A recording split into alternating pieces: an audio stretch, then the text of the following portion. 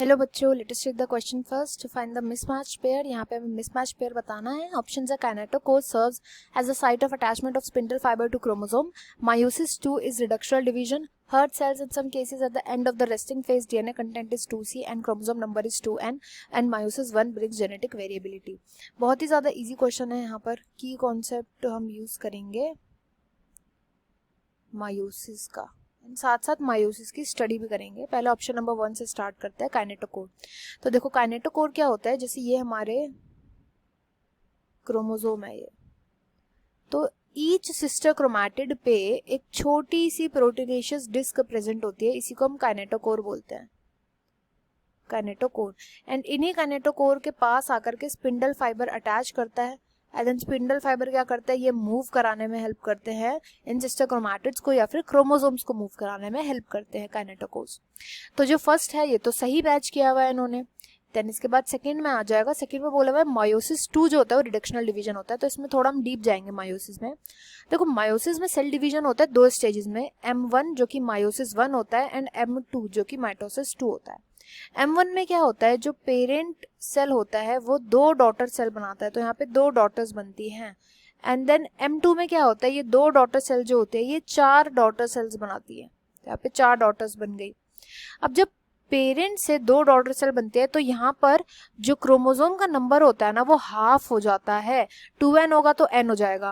Whereas M2 के अंदर, meiosis II के अंदर जो क्रोमोसोम का नंबर है वो सेम रहता है। यहाँ पर जो दो डॉटर्स होती है ना ये केवल अपनी रेप्लिका क्रिएट कर देती है, एज इट इज कॉपी बना देती हैं M2 फेज में, यानी meiosis II फेज में।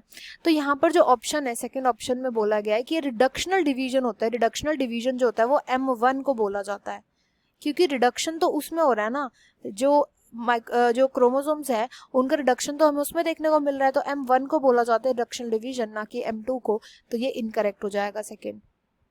उसके बाद थर्ड में बोला गया है कुछ हर्ट सेल्स के कुछ केसेस में देखने को मिलता है कि रेस्टिंग फेज के एंड में, देखो रेस्टिंग फेज क्या होता है, रेस्टिंग फेज होता है इंटरफेज।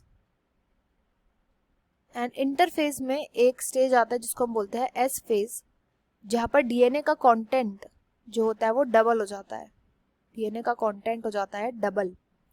यानी कि अगर डीएनए का कंटेंट C है तो ये 2C हो जाएगा। कैसे, जैसे सिस्टर क्रोमैटिड प्रेजेंट होती है तो S फेज के बाद ये ऐसे प्रेजेंट होगी, समझे।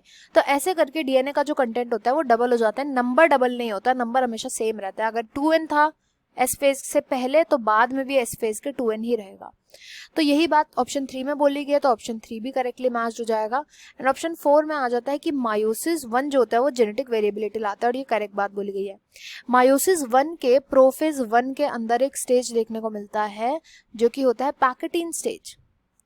इस पैकेटीन स्टेज के अंदर क्या होता है, क्रॉसिंग ओवर या क्रॉस ओवर देखने को मिलता है। क्रॉस ओवर किसका हो जाता है, जो जीन्स होते हैं उनका क्रॉस ओवर हो जाता है, पेरेंट्स के जीन्स का क्रॉस ओवर।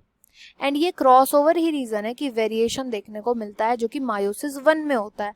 तो ये भी करेक्ट बोला गया है। इनकरेक्ट यहाँ पर ऑप्शन सेकंड हो जाएगा। I hope you understood well. Best of luck and thank you.